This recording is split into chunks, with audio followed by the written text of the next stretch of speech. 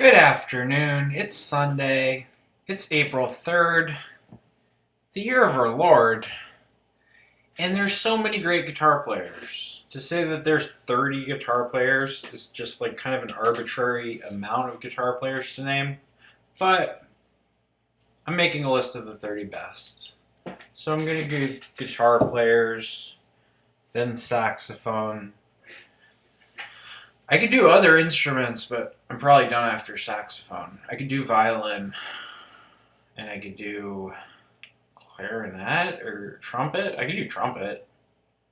Anyway, the 30 best guitar players of all time. Figured them out for you. You don't have to listen to music. Just do this. 30, Adrian Belew. Amazing guitar player. Played in a bunch of different projects. Played on some of the best Talking Head stuff. Played on King Crimson. Listen to the guitar line in Elephant Talk. Like, what the... I don't even know what that is. I don't even know where to start. 29, Eric Clapton. The Layla record, undeniable. That's my favorite thing by far that he's done, because I love Dwayne. He's higher on this list. But also solo stuff. Like, Badge is a great song. He writes good... But yeah, Cream, obviously. That was the peak. Crossroads? Come on. You can't play Crossroads as good as Cream. Jimmy Page, 28. Good guitar player. He just goes for it. He'll just, like, make a mistake and quadruple down on it. It's great. It's like this... When you listen to live Zeppelin recordings, you're like, Jimmy Page just doesn't give a fuck. He's just like, yeah! That solo. And sometimes it makes sense. Sometimes it's that Spinal Tappy. I think he used to actually play his guitar with a bow. But he also was a great session musician before. Like, he plays Sunshine Superman by Donovan, that awesome guitar line. That's Jimmy Page. It's like 18-year-old Jimmy Page. The Yardbirds, like, that's Jeff Beck and Jimmy Page. Jeff Beck is the next one on this list. I think he's better than Jimmy Page at just playing the guitar. Listen to, like, Wired, like his peak solo stuff. He's a very good guitar player. Number 26, Jay Maskus. I think he's an incredible guitar soloist and a great songwriter and singer. I love Dinosaur Jr., and I think the best part of Dinosaur Jr. is Jay Maskus taking these shredding crazy solos. Doug Marsh, 25. Criminally underrated as a guitar player. When these guys play live, it's like a jam band. He goes on these crazy 15-minute guitar solos that blow your mind. And he also sings these beautiful lyrics. Built to Spell. I just adore you. I just love that you exist as a band. And Doug Marsh, you're one of the greatest guitar players ever. Above you is Chuck Berry. He invented guitar, rock and roll guitar riff, kind of. He, like, was the first person that was just... Like, if you look at the years the records came out, Chuck Berry... Everybody wanted to be Chuck Berry. John Lennon said if you were going to give another name for rock and roll, you'd call it Chuck Berry. And I love his solos. I love watching... Anyway, I posted a bunch of footage of Chuck Berry live. In the stupid radio, I guess I'll post some guitar people on this, and then the radio has that already. Above Chuck Berry, John Fahey. Very different type of guitar player. He plays this instrumental acoustic stuff that's so beautiful.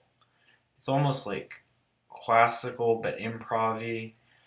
Leo Cockey is another talented person who plays guitar like this. I think John Fahey is the best of this type of guitar style, which is beautiful. I don't know how to describe John Fahey articulately. Above John Fahey, I put Dimebag Darrell. Pantera rules. And Dimebag was he could shred. He was a badass guitar player. Pantera still rules. Put on Cowboys from Hell right now. Play that on the fucking guitar. Get a guitar. Learn how to play Cowboys from Hell.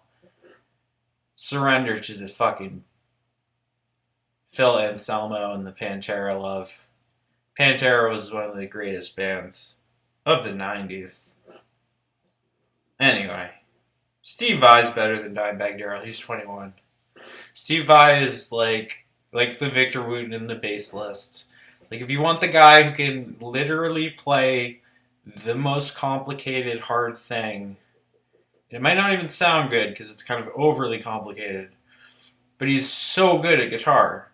I don't know if I've ever seen live a guitarist that plays technically more precise solos than Steve Vai. That's why he's number 21. Number 20, Tony Iommi. Not only is he a great guitar player, has great riffs, is up there with Jimmy Page and like Pete Townsend and George Harrison in terms of just melodic riffs. It's a darker type of riff. He's inventing a genre called heavy metal. But his solos are amazing. All of these songs, especially the early stuff, go on these extended instrumental passages which just have crazy Tony Iommi solos. And like, just iconic riffs. The Sweet Leaf riff. How about the fucking... Oh, not the Sweet Leaf riff. The Iron Man riff. Iron Man!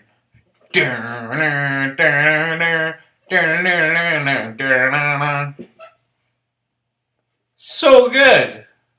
Love Tony Iommi. He's incredible.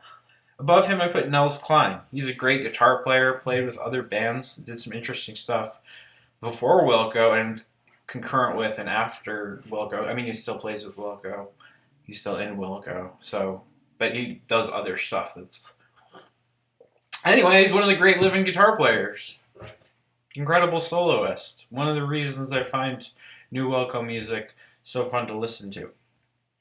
18, John Scofield. One of the best technical guitar players I've seen live.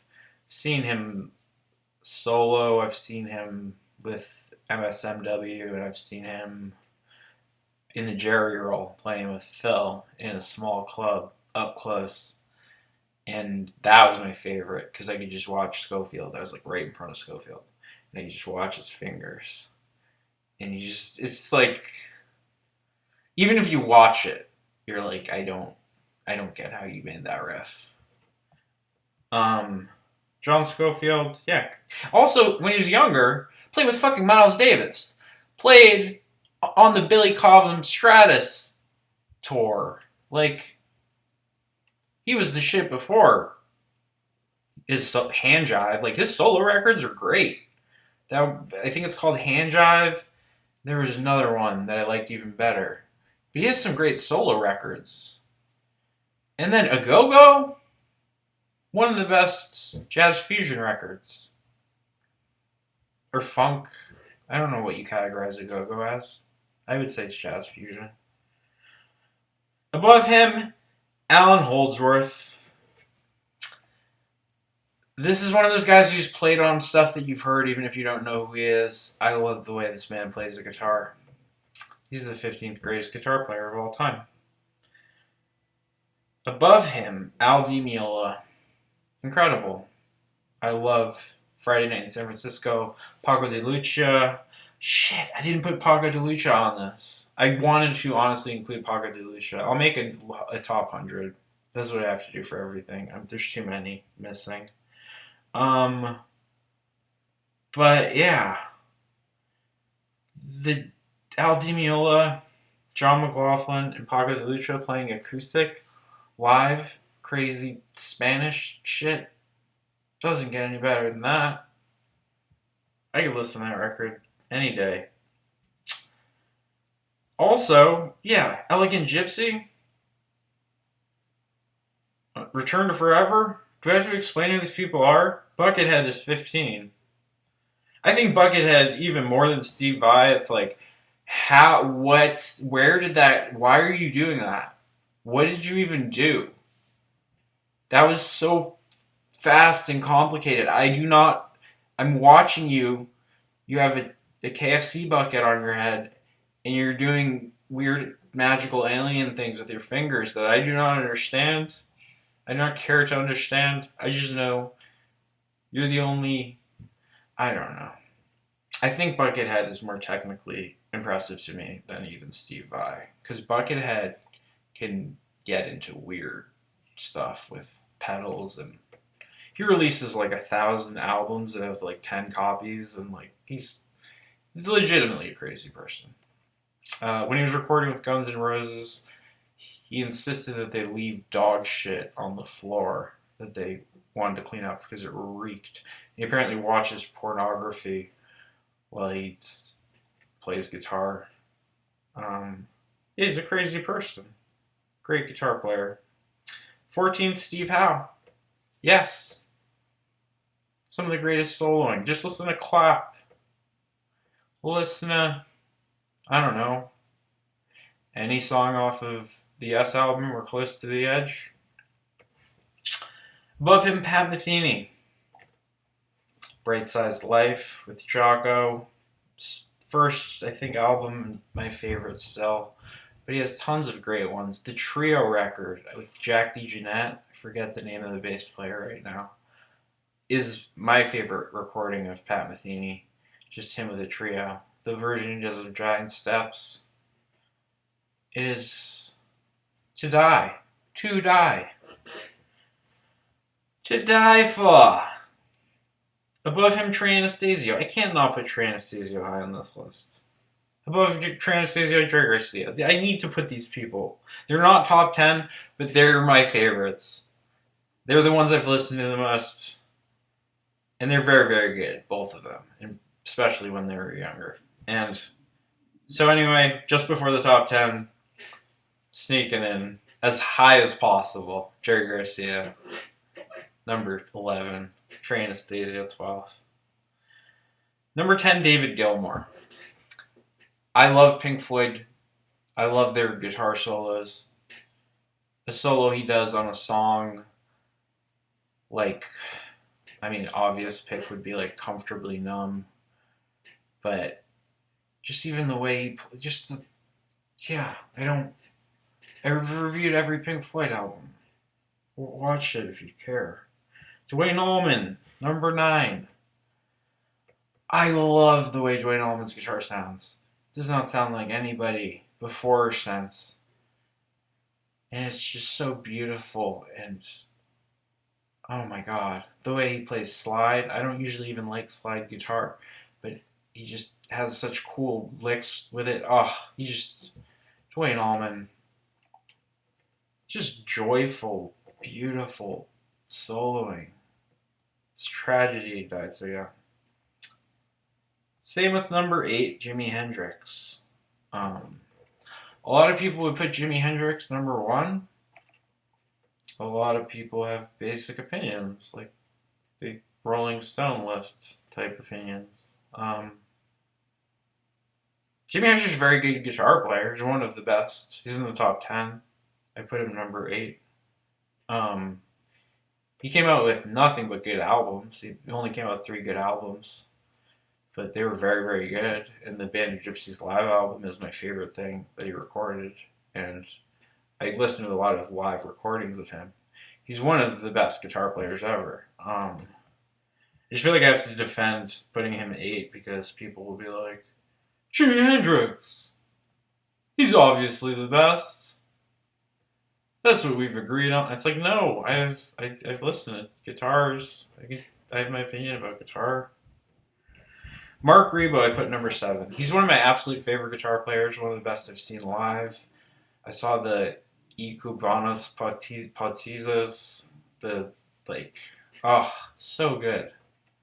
I've listened to recordings of him guesting with Medeski, Martin, and Wood. His solo material is insane. He puts out like weird experimental music. It's not just like a cool guitar solo. It's very rarely that. It's usually just like weird, crazy, experimental stuff that has guitar in it somewhere. But he's just a genius guitar player. I just adore the way this guy plays guitar, and every outfit I've heard him in is exceptional. 5 and 6, Larry and Larry, baby. Larry Carton, Larry Carlton, Larry Coryell. If you don't know about the Larrys,